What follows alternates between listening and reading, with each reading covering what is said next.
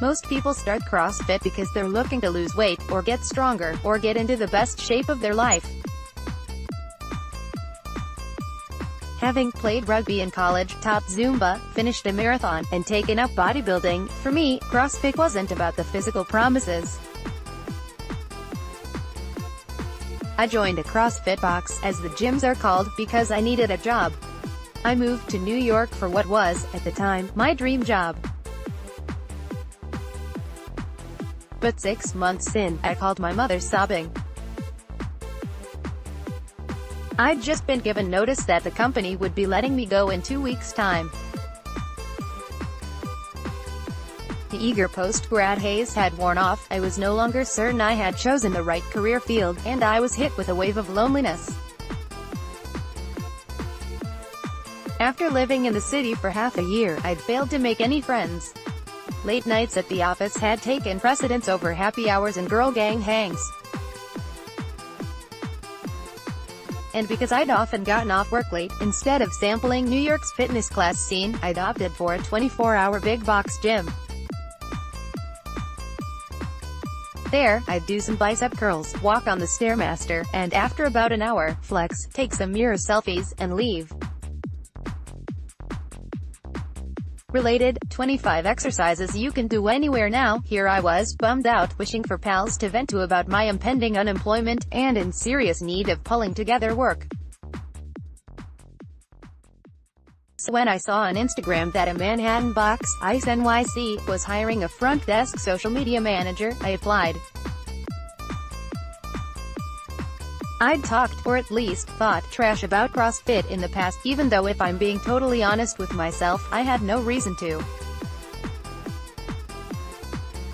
But I guess there was a part of me that was a little intrigued with the whole CrossFit phenomenon and the community it promised. My first interview took place directly following a class. Having arrived super early, I caught the tail end of the workout and watched as the athletes congratulated each other and brought it in for a cheer. The ethos of the group reminded me of my time playing rugby in college. The coach was treated with respect, the team was determined and focused, and the athletes followed an implicit, no one left behind policy. While the promise of barbells alone couldn't convince me to try CrossFit, watching a class and talking with the gym's owner about community, fitness, and joining the two could.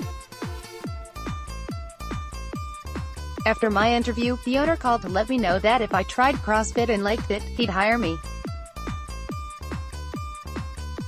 So I signed up for a class the very next morning. I thought taking a CrossFit class would be like updating my LinkedIn, flossing my teeth, or eating greens, a necessary evil. Turns out, CrossFit is not a thing you just walk in and out of every once in a while. If it sticks real good. I've changed plenty since I was originally hired as the box. For one, I switched to a part-time role so that I could pursue a fitness writing career, but I still work out there and consider the box my home. 12 months since joining the ICE NYC CrossFit community, I can safely say the sport has changed my life.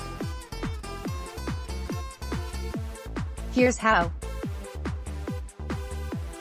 Related, 7 things to know before trying CrossFit. It's cliche, but patience is a serious virtue. Most boxes have an on-ramp process that involves learning the ropes, and basic barbell lifts and bodyweight movements, but because I had weightlifting experience from my collegiate days, I was allowed to pass over those sessions. If you're thinking about joining a box, take advantage of these offerings. I regret missing the learning opportunity. Even though I had fitness experience, it still took a long time to figure out what the heck I was doing. CrossFit defines itself as constantly varied functional movements performed at high intensities, and that constantly varied part, it's a lot. There's the snatch, and then there's the power snatch. There's also a hang power snatch, and a hang squat snatch. This variety is part of what makes it fun. You get to try so many different things. But that also means there's an unending stream of things to learn. The go-go-go New Yorker in me loved the exhaustive list of exercises, but the athlete in me felt overwhelmed by the variety. I had to learn to be patient with myself and my body. If I forgot the difference between a hang, a squat, and a power clean, I had to learn to ask. If I couldn't string together more than a few pull-ups, I had to ask for drills that would help me be able to, eventually. I gave myself permission to not know what the heck I was doing, and then developed the patience necessary to be okay with the learning curve. Winning isn't everything. My position in rugby was wing, which is the position that scores. Racking up points for my team was my job, and when I failed to do my job well, a loss for the team was usually the outcome. I love winning, and I brought that love of winning to CrossFit. Finish first was my motto. And sometimes I did. Sometimes I'd take the top of the leaderboard on a bodyweight WOD, which stands for workout of the day, and I'd smile smugly, feeling proud. But then the next day, I'd have a workout with heavy barbells, and no amount of willpower would allow me to lift the barbell and lift it quickly while keeping good form.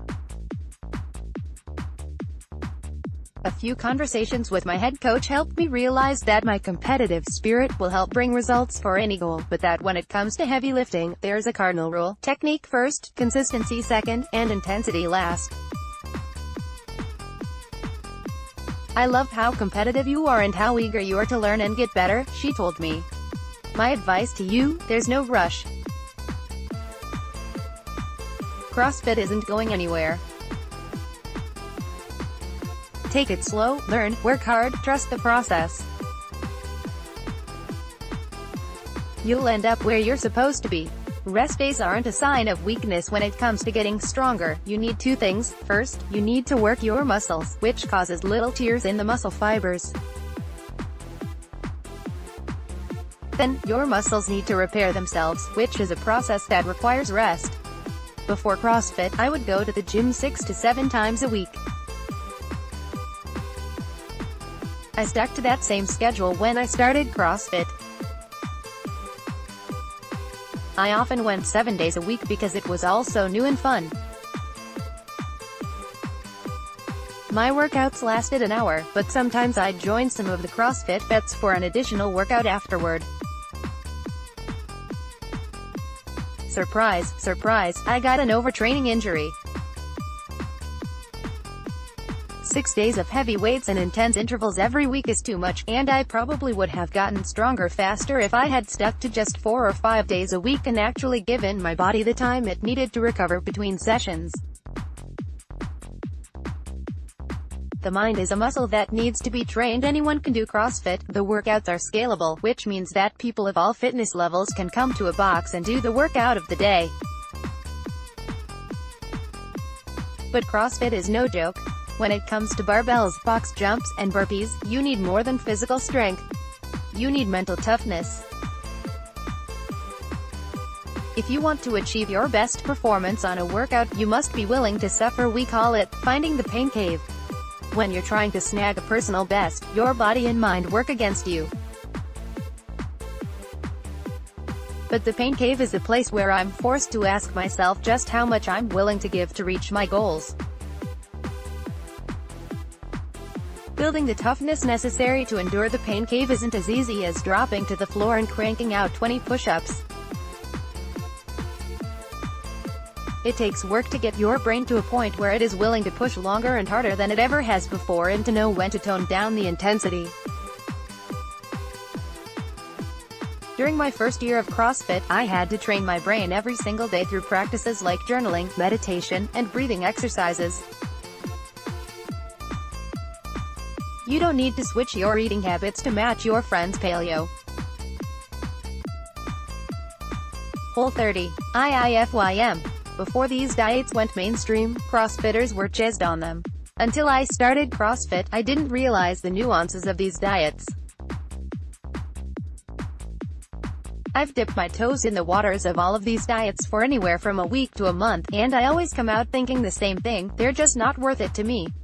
Counting macros may work for certain goals, but it is hella time consuming, and it made me obsessed with food. Similarly, while I liked the paleo diet, and its even stricter cousin Whole30, in theory lots of veggies, protein, healthy fats, some fruit, and no grains or dairy sounded okay in practice, I became a hangry monster. Basically, cutting out all grains and added sugars meant that I ate fewer carbs, and carbs are really important when you're exercising regularly. While I thought trying out my friends' eating habits would be a fun bonding activity, it always just ends up making me grumpy. Abs really are made in the kitchen. A month into my stunt as a CrossFitter, I had the flattest stomach I'd had up until that point, which meant I had a newfound confidence to strut around the gym in my sports bra after every sweat sesh. But while I looked good, I was getting tired 4 hours into my workday and didn't have the energy I used to. Could I have mono a second time? Why was this happening? My coach guessed it: I was undereating. My go-to meals and daily intake hadn't changed after I joined CrossFit, and I wasn't giving myself the fuel I needed to power through and then recover from the high-intensity workouts. With little guidance from the coaches in my gym and phone calls with a nutritionist, I revved up my breakfasts to include more protein and complex carbohydrates, wahoo for sweet and nutty overnight oats, and made a point to have a snack between lunch and dinner. Suddenly my energy levels shot back up and my abs have only gotten more defined.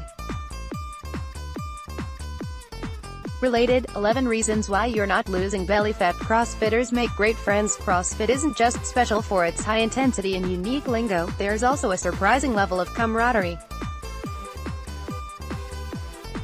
I used to think that made CrossFit a cult, but it's way more accurate to simply call it what it is: a community. People usually work out at the same time every evening, so you end up spending 5 to 7 hours a week with the same crew of 20 who are similarly interested in health and fitness. While the concept of breaking a sweat with someone is relationship building, is not unique to CrossFit. In CrossFit, working out really means something much more specific.